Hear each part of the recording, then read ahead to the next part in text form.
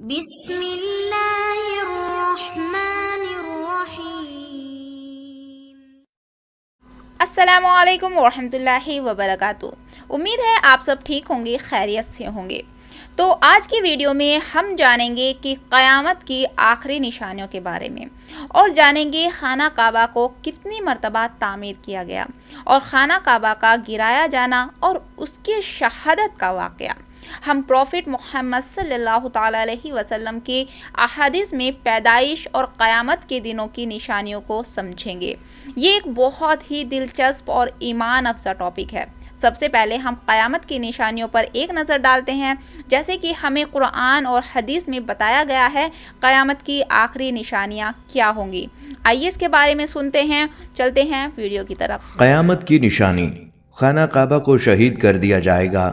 خانہ کعبہ کو کب اور کون گرائے گا؟ بسم اللہ الرحمن الرحیم۔ السلام علیکم۔ یقیناً تمام تعریفیں اللہ کے لیے ہیں، ہم اس کی تعریف بیان کرتے ہیں، اسی سے مدد کے طلبگار ہیں۔ میں گواہی دیتا ہوں کہ اللہ کے سوا کوئی معبود برحق نہیں۔ ناظرین، آج کی اس ویڈیو میں ہم بات کریں گے ایک اور قیامت کی نشانی کے بارے میں، جس کا تذکرہ احادیث مبارکہ میں بھی موجود ہے۔ رسول اللہ صلی اللہ علیہ وسلم نے فرمایا کہ قیامت کی سب سے بڑی نشانی یہ ہے کہ ایک مرد مکہ میں داخل ہوگا جو کہ خانہ کعبہ کو گرا دے گا اور اس کے ٹکڑے ٹکڑے سمندر میں پھینک دے گا۔ آج کی اس ویڈیو میں ہم آپ کو بتائیں گے وہ شخص کون ہوگا اور اس کا تعلق کس علاقے سے ہوگا۔ اس کے ساتھ ساتھ آپ کو بتائیں گے کہ اس سے پہلے خانہ کعبہ پر کب کب حملہ کیا گیا اور خانہ کعبہ کی تعمیر نو کس نے کی۔ ان تمام باتوں کے بارے میں جاننے کے لیے ہماری ویڈیو کو سکپ کیے بغیر آخر تک ضرور دیکھیے گا، اور جو لوگ ہمارے چینل پر نئے ہیں سب سے پہلے ہمارے چینل کو سبسکرائب کر لیں۔ ناظرین، کعبہ اللہ کا گھر ہے اور اس کی حفاظت کی ذمہ داری خود اللہ تعالیٰ نے لی ہے، لیکن یہ قیامت کی نشانیوں میں سے ایک نشانی ہے کہ ایک شخص خانہ کعبہ کو گرائے گا۔ اس بارے میں بات کرنے سے پہلے آپ کو خانہ کعبہ پر ہونے والے پہلے حملے اور ان حملہ آوروں کے انجام کے متعلق بھی بتاتے چلیں جن کا تذکرہ قرآن کریم میں بھی آیا ہے۔ ناظرین، سورہ فیل میں اصحاب فیل یعنی ہاتھی والوں کا قصہ مختصراً ذکر کیا گیا ہے کہ انہوں نے مکہ مکرمہ میں واقع اللہ کے گھر کو ڈھانے کی غرض سے یمن سے مکہ مکرمہ پر حملہ کرنے کی کوشش کی تھی۔ اللہ تعالیٰ نے مکہ مکرمہ سے تقریباً 10 کلومیٹر پہلے میدان عرفات کے قریب ان کی فوج پر عذاب نازل کر کے ان کے ارادوں کو خاک میں ملا دیا۔ قرآن کریم میں اس واقعے کا تذکرہ فرما کر نبی اکرم صلی اللہ علیہ وسلم کو تسلی دی گئی کہ اللہ تعالیٰ کی قدرت بہت بڑی ہے، اس لیے جو لوگ دشمنی پر کمر باندھے ہوئے ہیں آخر میں وہ بھی ہاتھی والوں کی طرح منہ کی کھائیں گے۔ یمن پر ملوک حمیر کا قبضہ تھا، یہ لوگ مشرک تھے۔ ان کا آخری بادشاہ ذو نواز تھا جس نے اس زمانے کے عیسائیوں پر بہت ظلم کیے تھے۔ اس نے ایک لمبی خندق کھدوا کر ایک اللہ کی عبادت کرنے والے تقریباً 20,000 عیسائیوں کو آگ میں جلا دیا تھا، جس کا ذکر سورہ البروج میں ہے۔ کسی طرح یہاں سے بچ کر 2 عیسائیوں نے قیصر ملک شام کے دربار میں جا کر فریاد کی۔ قیصر ملک شام نے حبشہ جو یمن کے قریب تھا کہ عیسائی بادشاہ سے یمن پر حملہ کرنے کو کہا۔ اس طرح اربات اور ابراہا 2 کمانڈر کی قیادت میں یمن پر حملہ کر کے پورے یمن کو قوم حمیر سے آزاد کر دیا۔ پھر اربات اور ابراہا دونوں کمانڈروں میں اقتدار حاصل کرنے کے لیے باہمی جنگ ہوئی۔ اربات جنگ میں مارا گیا اور اس طرح ابراہا یمن کا حاکم مقرر کر دیا گیا۔ ابراہا نے یمن پر قبضہ کرنے کے بعد ایک شاندار کنیسہ اس مقصد سے بنایا کہ یمن کے لوگ مکہ مکرمہ جانے کی بجائے اسی کنیسہ میں عبادت کریں۔ عرب قبائل میں غم و غصے کی لہر دوڑ گئی، یہاں تک کہ رات کے وقت کسی نے کنیسہ میں گندگی پھیلا دی اور اس کے ایک حصے میں آگ لگا دی۔ ابراہا کو جب اس چیز کا علم ہوا تو اس نے ملک حبشہ کے بادشاہ کی اجازت سے کعبہ کو ڈھانے کی تیاری شروع کر دی۔ چنانچہ ہاتھیوں کے ساتھ لشکر لے کر وہ مکہ کی طرف روانہ ہو گیا۔ عرب لوگ باوجود کہ وہ مشرک تھے، سیدنا ابراہیم علیہ السلام اور اسماعیل علیہ السلام کے بنائے ہوئے بیت اللہ سے بہت عقیدت رکھتے تھے، چنانچہ انہوں نے ابراہا کے خلاف جنگ لڑی، مگر عرب لوگ مقابلے میں کامیاب نہ ہو سکے اور ابراہا آگے بڑھتا گیا۔ طائف کے مشہور قبیلہ ثقیف نے اس کے آگے ہتھیار ڈال دیے۔ اس طرح وہ مکہ مکرمہ سے چند کلومیٹر کے فاصلے پر میدان عرفات کے قریب مغمس مقام پر پہنچ گیا، جہاں قریش مکہ کے اونٹ چر رہے تھے۔ ابراہہ کے لشکر نے ان اونٹوں پر قبضہ کر لیا، جن میں سے 200 اونٹ نبی اکرم صلی اللہ علیہ وآلہ وسلم کے دادا عبد المطلب کے تھے۔ ابراہہ نے ایک نمائندہ مکہ مکرمہ بھیجا تاکہ وہ قریش کے سرداروں کے پاس جا کر اطلاع دے کہ ہم تم سے جنگ کرنے نہیں آئے، ہمارا مقصد بیت اللہ کو ڈھانا ہے۔ اگر تم نے اس میں کوئی رکاوٹ نہیں ڈالی تو تمہیں کوئی نقصان نہیں پہنچے گا۔ عبد المطلب ابراہہ سے ملنے کے لیے پہنچے اور اس سے اپنے 200 اونٹوں کا مطالبہ کیا۔ ابراہہ کو بڑا تعجب ہوا کہ قبیلے کا سردار صرف اپنے اونٹوں کی بات کرتا ہے، بیت اللہ کے متعلق کوئی بات نہیں کرتا۔ عبد المطلب نے جواب دیا کہ اونٹوں کا مالک تو میں ہوں، مجھے ان کی فکر ہے، اور بیت اللہ کا مالک میں نہیں ہوں بلکہ اس کا مالک ایک عظیم ہستی ہے جو اپنے گھر کی حفاظت کرنا جانتا ہے۔ ابراہہ نے کہا تمہارا اللہ خانہ کعبہ کو میرے ہاتھ سے نہ بچا سکے گا۔ عبد المطلب نے کہا پھر تمہیں اختیار ہے، جو چاہو کرو۔ عبد المطلب اونٹ لے کر واپس آئے تو انہوں نے قریش کی ایک جماعت کے ساتھ بیت اللہ کا دروازہ پکڑ کر اللہ تعالیٰ سے خوب دعائیں مانگی، اور پھر مکہ والوں کو ساتھ لے کر اس یقین کے ساتھ پہاڑوں میں چلے گئے کہ یقیناً ابراہہ کے لشکر پر اللہ کا عذاب نازل ہوگا۔ صبح ہوئی تو ابراہہ کے لشکر نے بیت اللہ پر حملہ آور ہونے کا ارادہ کیا تو اس کا محمود نامی ہاتھی بیٹھ گیا اور مکہ مکرمہ کی طرف چلنے کے لیے تیار نہیں ہوا، جبکہ دوسری طرف وہ چلنے لگا تھا۔ اسی دوران پرندوں کا ایک غول نظر آیا، جن میں سے ہر ایک کے پاس چنے کے برابر 3 کنکریاں تھیں، ایک چونچ میں اور 2 پنجوں میں، جو انہوں نے لشکر کے لوگوں کے اوپر برسانا شروع کر دیں۔ ان کنکریوں نے وہ کام کیا جو بارودی گولی بھی نہیں کر سکتی تھی۔ جس پر یہ کنکری لگتی اس کے جسم کو چھیدتی ہوئی زمین میں گھس جاتی۔ یہ عذاب دیکھ کر سارے ہاتھی بھاگ کھڑے ہوئے۔ لشکر کے سپاہیوں میں کچھ وہیں ہلاک ہو گئے اور کچھ لوگ جو بھاگ نکلے وہ راستے میں مرے، اور ابراہہ کے جسم میں ایسا زہر سرایت کر گیا کہ اس کا ایک حصہ گل سڑ گیا۔ اسی حالت میں اسے یمن لایا گیا اور وہاں اس کا سارا بدن بہہ بہہ کر ختم ہو گیا۔ اس کی موت سب کے لیے عبرتناک ہوئی۔ اس کے 2 ہاتھی بان مکہ مکرمہ میں رہ گئے تھے جو اپاہج اور اندھے ہو گئے تھے۔ صحابہ اکرام نے ان کو دیکھا بھی تھا۔ ان کا یہ خیال تھا کہ بیت اللہ کے ستونوں میں لوہے کی مضبوط اور لمبی زنجیریں باندھ کر ان زنجیروں کو ہاتھیوں کے گلے میں باندھیں گے اور ان کو ہنکا دیں گے تو سارا بیت اللہ معاذ اللہ گر جائے گا۔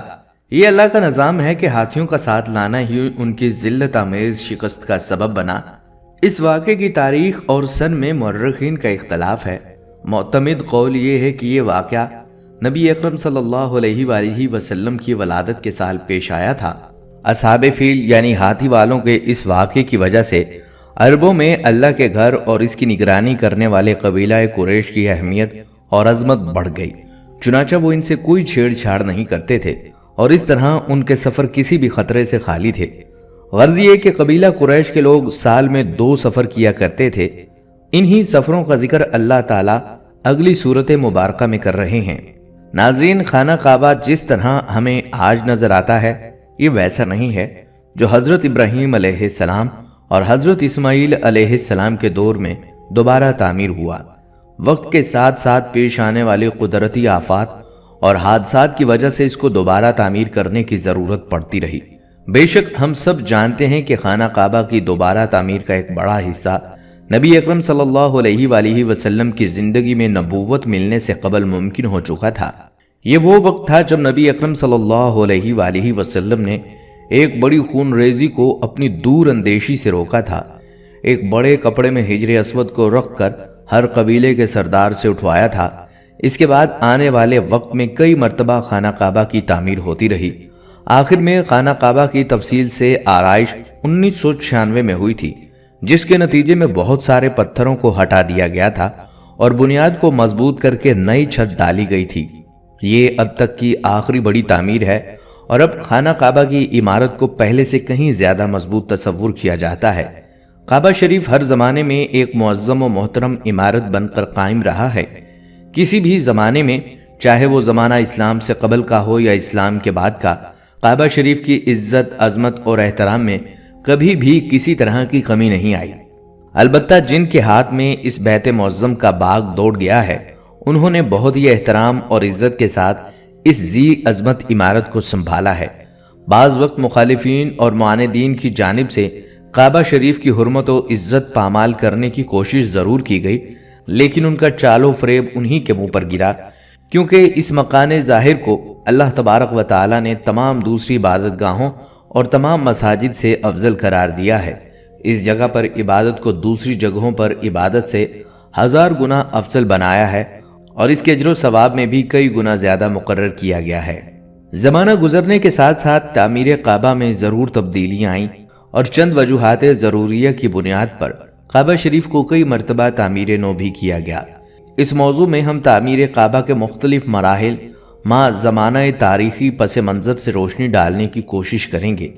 ہم جب تاریخ کی کتابوں کا مطالعہ کریں گے تو ایک بات ہمارے سامنے بالکل عیاں ہو کر آتی ہے کہ تعمیر کعبہ شریف کو 2 مرحلوں میں تقسیم کیا گیا۔ پہلا مرحلہ اسلام سے پہلے کا ہے، جبکہ دوسرا مرحلہ اسلام کے بعد کا ہے۔ پہلے مرحلے میں کعبہ شریف کو کتنی مرتبہ تعمیر کیا گیا، اس میں علماء کرام اور مورخین کا شدید اختلاف ہے۔ امام الفاسی اپنی کتاب شفاء الغرام کی جلد نمبر 1 صفحہ نمبر 175 میں لکھتے ہیں کہ اس بات میں کوئی شک نہیں کہ کعبہ شریف کو عدید مرتبہ تعمیر کیا گیا، لیکن عدد معین میں علماء کرام اور مورخین کا زمانہ اول سے ہی اختلاف رہا ہے۔ البتہ ان اختلافات سے جو متوسط عدد ہمیں ملتا ہے وہ یہ ہے کہ کعبہ شریف کو کل 10 مرتبہ تعمیر کیا گیا ہے۔ ان میں سے 8 مرتبہ اسلام کے عروج سے پہلے تعمیر کیا گیا اور زمانہ اسلام میں 2 مرتبہ بیت اللہ کا تعمیر ہوا ہے۔ تعمیر کعبہ شریف کا سلسلہ کچھ اس طرح سے ہے۔ پہلی مرتبہ ملائکہ علیہ السلام نے کعبہ کو تعمیر کیا، دوسری مرتبہ ان کے بعد حضرت آدم علیہ السلام نے تعمیر کیا، تیسری مرتبہ ان کے بعد ان کی اولاد نے کعبے کو تعمیر کیا، چوتھی مرتبہ خلیل اللہ ابراہیم علیہ السلام نے کعبہ شریف کو تعمیر کیا، پانچویں مرتبہ قبیلہ عمالقہ نے کیا، چھٹی مرتبہ قبیلہ جرہم نے کیا، ساتویں مرتبہ قریش نے کیا، آٹھویں مرتبہ عبداللہ بن زبیر بن عوام رضی اللہ تعالیٰ عنہ نے تعمیر نو کیا، نویں مرتبہ حجاج بن یوسف ثقفی اور 10ویں مرتبہ سلطان مراد خان نے کعبہ شریف کی تعمیر نو کیا۔ ناظرین، خانہ کعبہ جو کہ پوری دنیا میں سب مسلمانوں کا قبلہ ہے اور دنیا کی پہلی مسجد مسجد الحرام کے وسط میں واقع ہے۔ مسجد حرام کی خصوصیت یہ ہے کہ اللہ تعالیٰ نے اسے امن کا گہوارہ بنایا ہے اور اس میں ایک نماز پڑھنے کا ثواب 1,00,000 نماز پڑھنے کے برابر ہے۔ مسجد حرام کی خصوصیت یہ ہے کہ اللہ تعالیٰ نے اسے امن کا گہوارہ بنایا ہے اور اس میں ایک نماز پڑھنے کا ثواب 1,00,000 نماز پڑھنے کے برابر ہے۔ اللہ تعالیٰ نے خانہ کعبہ کی جگہ کو باقی زمین سے 1000 سال پہلے پیدا فرمایا۔ یہ خطہ پانی پر ایک جھاگ کی شکل میں تیر رہا تھا، پس اللہ تعالیٰ نے اس خطے کے نیچے زمین کو بچھا دیا۔ حضرت آدم علیہ السلام جب اللہ کے حکم سے زمین پر اترے تو آپ پر وحشت طاری ہو گئی اور آپ علیہ السلام نے اللہ تعالیٰ سے دعا کی۔ اللہ تعالیٰ نے بیت المعمور کو زمین پر نازل کیا جو جنت میں یاقوت کا بنا ہوا تھا اور اس میں سبز زبرجد کے 2 دروازے تھے، ایک دروازہ مشرق کی طرف اور دوسرا دروازہ مغرب کی طرف لگا ہوا تھا۔ اللہ تعالیٰ نے اسے ایک ایسی جگہ رکھ دیا جہاں آج خانہ کعبہ موجود ہے۔ اللہ تعالیٰ نے حضرت آدم علیہ السلام کو حکم دیا کہ اس کا اسی طرح طواف کیا کر جس طرح میرے عرش کے گرد فرشتوں کو طواف کرتے ہوئے دیکھا ہے، اور اس کے پاس اسی طرح نماز پڑھا کر جس طرح میرے عرش کے پاس نماز ادا کیا کرتا تھا۔ جب حضرت آدم علیہ السلام ارض ہند سے مکہ مکرمہ کی طرف پیدل روانہ ہوئے تو اللہ تعالیٰ نے ایک فرشتے کو مقرر کر دیا تاکہ حضرت آدم علیہ السلام کی بیت اللہ کی طرف رہنمائی کرے۔ حضرت آدم علیہ السلام نے مناسک حج ادا کیے۔ جب حج سے فارغ ہوئے تو فرشتوں سے ملاقات کی۔ فرشتوں نے کہا، اے آدم علیہ السلام، اللہ تعالیٰ آپ کو حج کا بہترین بدلہ عطا فرمائے۔ ہم نے اس گھر یعنی بیت اللہ کا آپ علیہ السلام سے 2000 سال پہلے طواف کیا تھا۔ حضرت آدم علیہ السلام نے ارض ہند سے مکہ مکرمہ کی طرف پیدل جا کر 40 مرتبہ حج فرمایا۔ بیت المعمور طوفان نوح تک زمین پر ہی رہا، پھر اس کے بعد اللہ تعالیٰ نے اسے آسمان پر اٹھا لیا اور جبرائیل علیہ السلام کو حکم دیا کہ وہ حجر اسود کو جبل ابی قیس میں رکھ دے تاکہ ہجر اسود طوفان نوح سے محفوظ رہے۔ چنانچہ خانہ کعبہ یعنی بیت اللہ کی جگہ حضرت ابراہیم علیہ السلام کے زمانے تک خالی رہی۔ طوفان نوح کے وقت جب خانہ کعبہ کی عمارت آسمان پر اٹھا لی گئی اور یہ جگہ ایک اونچے ٹیلے کی مانند رہ گئی، پھر اسی بنیاد پر حضرت ابراہیم علیہ السلام نے خانہ کعبہ کو تعمیر فرمایا۔ جب اللہ تعالیٰ نے ان کو حکم دیا کہ خانہ کعبہ کی تعمیر کرو، اس وقت تک حضرت اسماعیل علیہ السلام بھی پیدا ہو چکے تھے۔ حضرت ابراہیم علیہ السلام نے اللہ تعالیٰ سے سوال کیا کہ وہ اس جگہ کو واضح کر دے جہاں بیت اللہ تعمیر کیا جائے۔ حضرت علی رضی اللہ تعالیٰ عنہ اور حضرت حسن رضی اللہ تعالیٰ عنہ سے مروی ہے کہ حضرت عباس رضی اللہ تعالیٰ عنہ نے فرمایا کہ اللہ تعالیٰ نے ایک بادل کے ٹکڑے کو خانہ کعبہ کی جگہ کے تعین کے لیے بھیجا۔ جب وہ بادل کا ٹکڑا چلا تو حضرت ابراہیم علیہ السلام اس کے سائے میں چلتے رہے، یہاں تک کہ جب مکہ مکرمہ آیا تو بادل کا ٹکڑا بیت اللہ کی جگہ ٹھہر گیا۔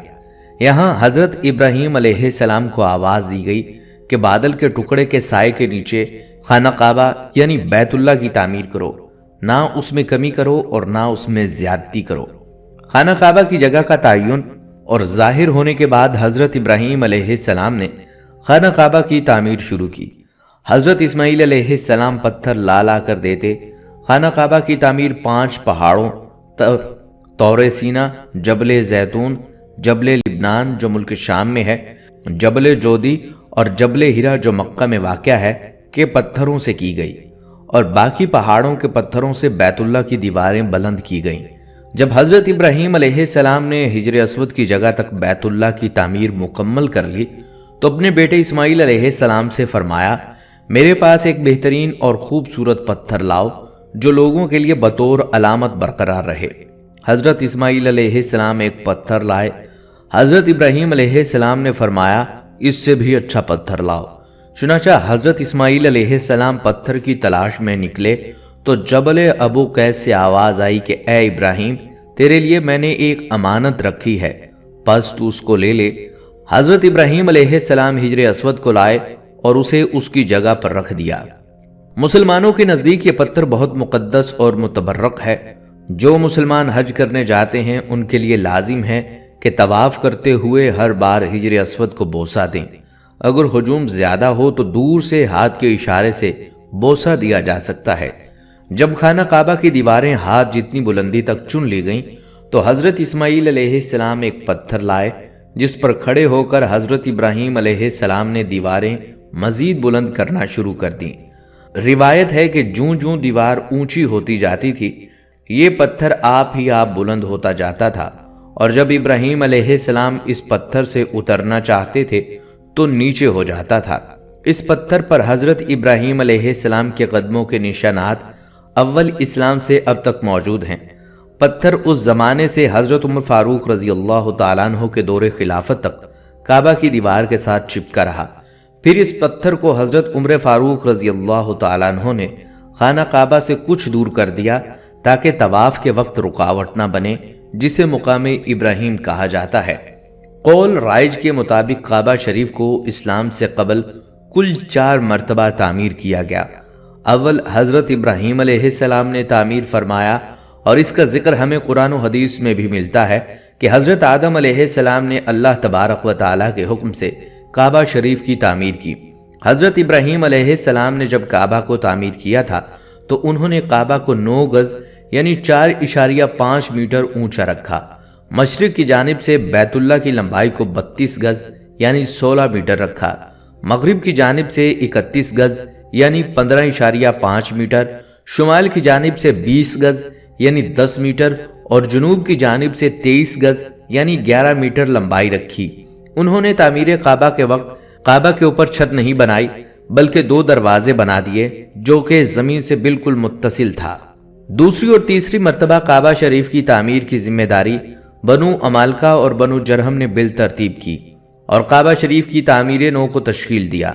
امام علی ابن طالب رضی اللہ تعالیٰ عنہ فرماتے ہیں کہ حضرت ابراہیم علیہ السلام کی تعمیر کعبہ کے بہت زمانے بعد کعبہ معظمہ کی دیوار کمزور پڑ گئی تو بنو عمالقہ نے کعبہ کی تعمیر نو کیا، پھر ان کے بعد بنو جرہم نے تعمیر کیا۔ پھر جب کعبہ کی عمارت میں کمزوریاں اور خرابیاں لاحق ہوئیں تو اس کو قریش نے تعمیر کیا۔ چوتھی مرتبہ بنو جرہم کے تعمیر کعبہ کے کچھ زمانے بعد جب عمارت کعبہ معظمہ میں پھر سے خرابیاں لاحق ہوئیں تو قریش نے تعمیر کعبہ کا بیڑا لیا اور کعبہ کو تعمیر کیا۔ تاریخ کی کتابوں میں قریش کی تعمیر کعبہ کی وجہ آتی ہے کہ قبیلہ قریش سے ایک عورت کعبہ کو روشن کرنے کی غرض سے روشن دان میں کچھ چنگاریاں لے کر جاتی ہے اور اچانک سے اس میں سے کچھ چنگاریاں اڑ کر غلاف کعبہ کو لگ جاتی ہیں اور آگ پکڑ لیتی ہے، جس کی وجہ سے جدار کعبہ کو کافی خرابیاں لاحق ہوتی ہیں۔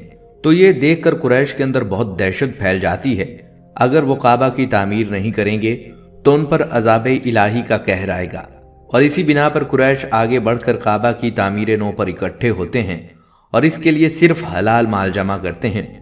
حلال مال اتنی وافر مقدار میں جمع نہیں ہوتا کہ کعبہ کو مکمل ابراہیمی شکل دے سکیں، اس لیے انہوں نے حجر اسود کی جانب سے 6 گز اور 1 شبر یعنی 3.23 میٹر کم کر دیے اور ایک چھوٹی سی دیوار سے گھیر دیتے ہیں کہ لوگ طواف کے وقت اس کے اندر نہ آ سکیں۔ اہل قریش نے تعمیر کعبہ کے وقت کچھ تبدیلیاں بھی کی، جیسے کہ انہوں نے کعبہ کی اونچائی کو 9 گز یعنی 4.5 میٹر سے 18 گز یعنی کل 9 میٹر تک بڑھایا، اور ساتھ ہی کعبہ کے اوپر چھت بھی بڑھا دیا گیا۔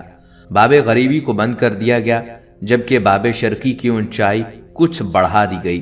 اور سب سے اہم بات کہ قریش کا کعبہ کی اس تعمیر نو میں ہمارے نبی صلی اللہ علیہ وآلہ وسلم بھی شامل تھے۔ عرصہ دراز تک خانہ کعبہ یعنی بیت اللہ اسی طرح حضرت ابراہیم علیہ السلام کی تعمیر پر برقرار رہا۔ جب قریش نے اس کی نئی تعمیر کی، یہ وہ زمانہ تھا جب آپ صلی اللہ علیہ وسلم کی عمر 25 برس کی تھی۔ مکہ میں شدید بارشوں کے باعث سیلابی ریلے سے خانہ کعبہ کی بنیادوں اور دیواروں کو نقصان پہنچا۔ جب خانہ کعبہ تعمیر ہوا اور خانہ کعبہ کی دیواریں قد آدم کو پہنچ گئیں تو حجر اسود کو نصب کرنے کا مسئلہ پیدا ہوا۔ ہر قبیلے کی یہ خواہش تھی کہ حجر اسود کو نصب کرنے کی سعادت اسے ہی نصیب ہو، حتیٰ کہ یہ معاملہ لڑائی جھگڑے تک جا پہنچا۔ آخر یہ طے پایا کہ صبح سویرے جو سب سے پہلے یہاں داخل ہوگا وہ حجر اسود کو نصب کرے گا۔ اس پر تمام قبائل میں اتفاق ہو گیا۔ دوسرے دن سب سے پہلے داخل ہونے والے نبی مکرم صلی اللہ علیہ وسلم تھے۔ آپ اہل مکہ میں صادق اور امین مشہور تھے۔ قریش نے جب نبی صلی اللہ علیہ وآلہ وسلم کو دیکھا تو انہیں بے حد اطمینان ہوا۔ آپ نے حجر اسود کو ایک چادر پر رکھا اور تمام قبائل کے سرداروں کو حکم دیا کہ وہ چادر کے کونے کو پکڑ کر اسے اٹھائیں۔ چنانچہ سب نے مل کر چادر کو اٹھایا، اور جب چادر اس مقام پر پہنچی جہاں حجر اسود رکھا جانا تھا تو حضور صلی اللہ علیہ وسلم نے اپنے مبارک ہاتھوں سے اسے دیوار کعبہ میں نصب کر دیا۔ اس طرح ایک بہت بڑا جھگڑا ختم ہو گیا۔ قریش کا یہ تعمیر کعبہ شریف کا واقعہ اعلان نبوت سے 5 سال پہلے ہوا۔ حجر اسود خانہ کعبہ کی مشرقی دیوار میں نصب ہے۔ قریب سے دیکھیں تو یہ کئی ٹکڑوں میں نظر آتا ہے۔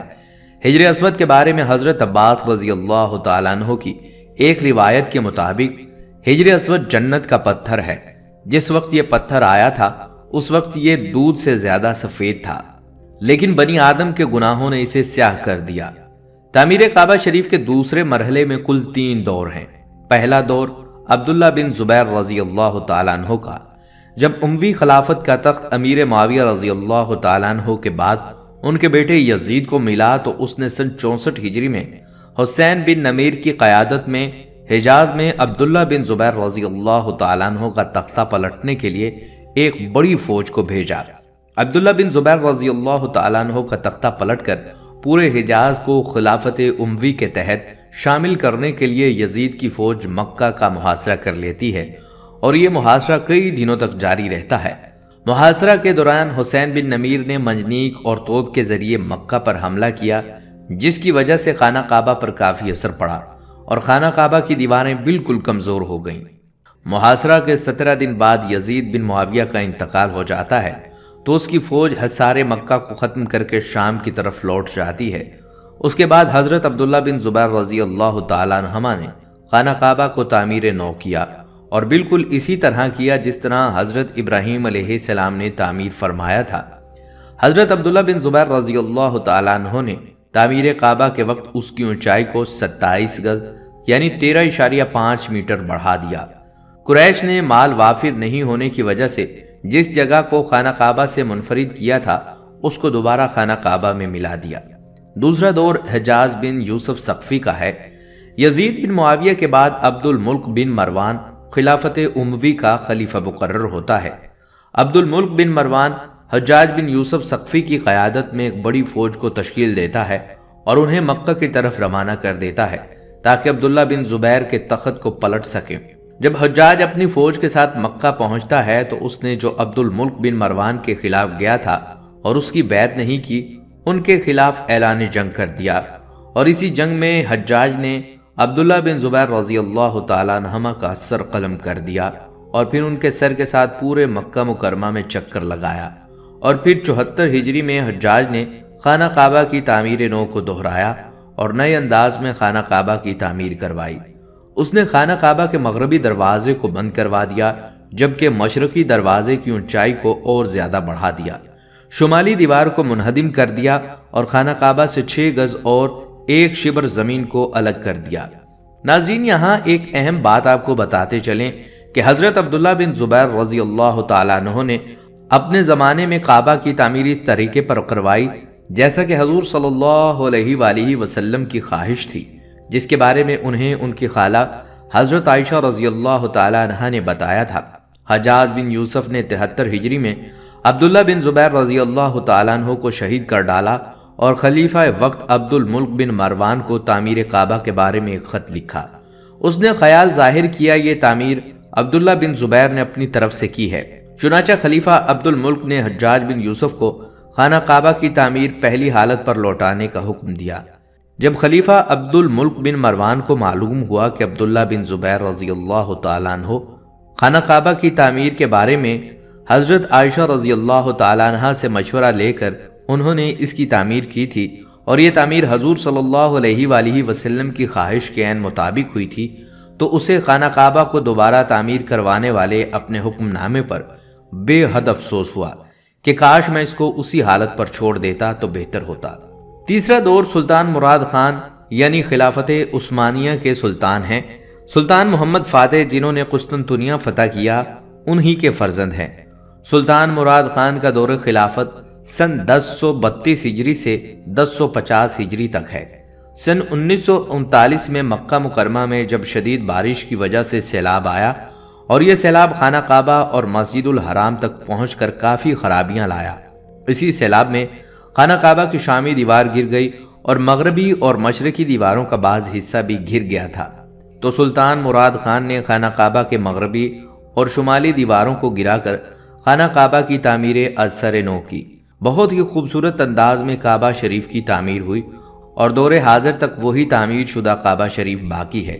ناظرین، اگر اب ہم بات کریں قرب قیامت کی اس نشانی کی، ناظرین بے شک کعبۃ اللہ اللہ تعالیٰ کی نشانیوں میں سے ایک عظیم نشانی ہے۔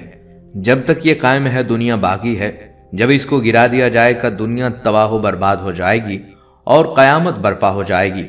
قرب قیامت میں ایک بدبخت حبشی خانہ کعبہ کو گرا دے گا جس کے فوراً بعد قیامت قائم ہو جائے گی۔ اسے آخری زمانے میں ایک کالا حبشی شخص منہدم کرے گا جس کا نام ذوالسیقطینین یعنی 2 چھوٹی پنڈلیوں والا ہوگا۔ اس کا یہ نام اس کی پنڈلیوں کے چھوٹے اور باریک ہونے کی وجہ سے ہوگا۔ وہ کعبہ کے ایک ایک پتھر کو گرا دے گا، اس کے غلاف کو اتارے گا اور اس کے زیورات کو لوٹ لے گا۔ اس سلسلے میں عبداللہ بن عمر رضی اللہ تعالیٰ عنہما سے روایت ہے، نبی اکرم صلی اللہ علیہ وسلم نے فرمایا، اہل حبشہ کو چھوڑے رہو جب تک وہ تمہیں چھوڑے ہوئے ہیں، کیونکہ کعبہ کے خزانے کو سوائے ذوالسیقطینین حبشی کے کوئی اور نہیں نکالے گا۔ ایک جگہ پر حضرت ابو ہریرہ رضی اللہ تعالیٰ عنہ نے کہا، نبی کریم صلی اللہ علیہ وآلہ وسلم نے فرمایا کہ کعبہ کو 2 پتلی پنڈلیوں والا ایک حبشی برباد کر دے گا۔ ایک اور روایت میں ہے کہ نبی صلی اللہ علیہ وآلہ وسلم نے ارشاد فرمایا، چھوٹی پنڈلیوں والا ایک حبشی خانہ کعبہ کو گرا دے گا، جبکہ بخاری شریف میں یہ بھی زائد ہے، گویا میں اس میں دیکھ رہا ہوں کہ وہ کالا اور چوڑی ٹانگوں والا ہے، کعبہ کے پتھر اکھاڑ اکھاڑ کر پھینک رہا ہے۔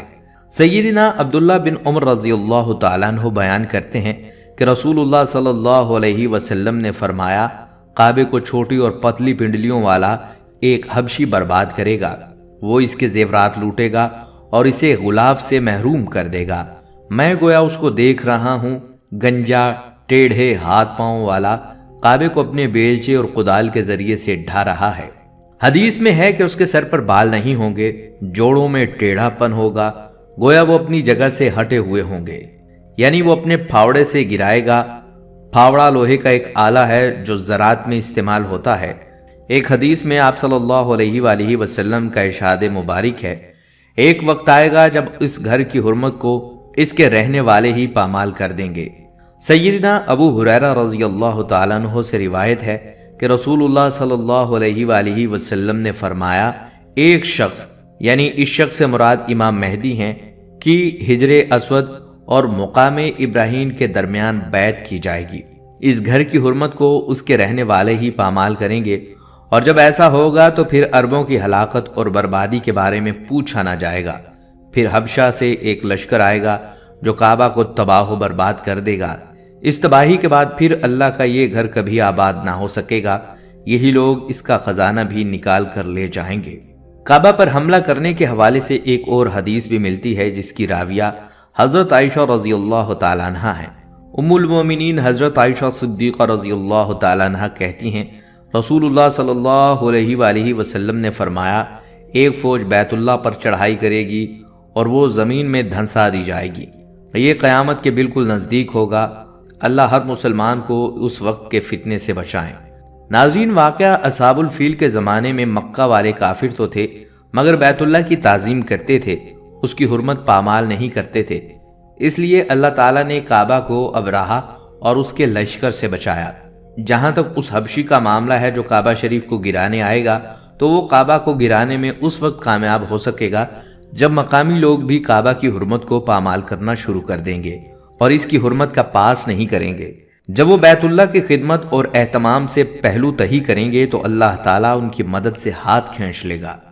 ناظرین، یہ احادیث مبارکہ اس بات کی دلیل ہے کہ اللہ تعالیٰ نے اپنے محبوب صلی اللہ علیہ وآلہ وسلم کو آنے والے حالات کا علم عطا فرما دیا تھا، اور بے شک ان پر یہ اللہ کی خاص رحمت ہے۔ یہ بھی معلوم ہوا کہ اللہ نے ہمارے نبی صلی اللہ علیہ وآلہ وسلم کو بے شمار علوم عطا کیے ہیں جن کا ادراک ہمارا چھوٹا سا ذہن کبھی نہیں کر سکتا۔ جو زبان مصطفیٰ صلی اللہ علیہ وآلہ وسلم سے ادا ہو گیا وہ ہو کر ہی رہے گا۔ اللہ تعالیٰ فرماتا ہے، اور وہ کوئی بات اپنی خواہش سے نہیں کرتے، وہ تو نہیں مگر وہی جو انہیں کی جاتی ہے۔ یاد رہے کہ اللہ تعالیٰ کے علم کے سمندر کے مقابلے میں نبی صلی اللہ علیہ وآلہ وسلم کا علم ایک قطرہ ہے، مگر یہ قطرہ تمام مخلوق کے لیے ایک سمندر ہے۔ یقیناً ہم نبی صلی اللہ علیہ وآلہ وسلم کے علم کا احاطہ نہیں کر سکتے، تو سوچئے اس خالق کائنات کے علم کی وسعتوں کو کیا جان سکیں گے۔ نبی صلی اللہ علیہ وآلہ وسلم نے ہمیں پچھلی امتوں کے بیانات کے ساتھ ساتھ آئندہ پیش آنے والے واقعات کا علم بھی کثرت سے بتایا ہے۔